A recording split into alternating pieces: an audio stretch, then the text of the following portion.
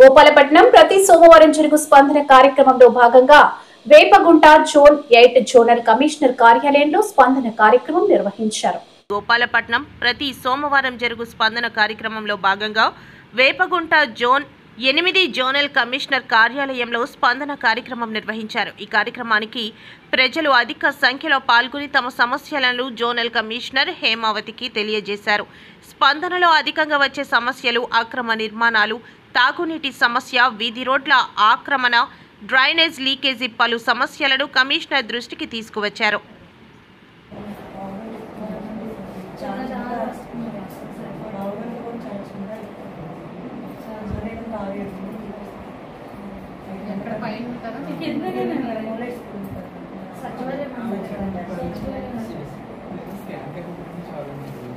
అక్కడ మా బోర్లు ఎవరికి లేవో మోటార్స్ అందరూ మున్సిపల్ వాటర్ తోటే ఉండేవన్నమాట.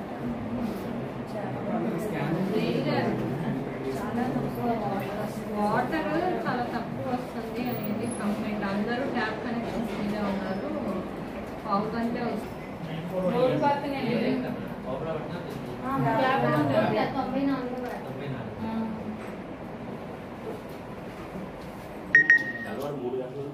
అవును. నేను చెప్పేది హౌస్ హోల్స్ చిన్నదంటాను కదా కెపాసిటీ. అప్పుడు పోర్షన్ తగ్గించుకోవాలి. మీరు ఇచ్చేది ఫిల్డింగ్స్ 2-3 ఫిల్డింగ్స్ లో ఇచ్చుకోవాలి. కలిసి ఉంటుంది. ఫస్ట్ వచ్చే వారికి రిజర్వ్ ఉంటుంది.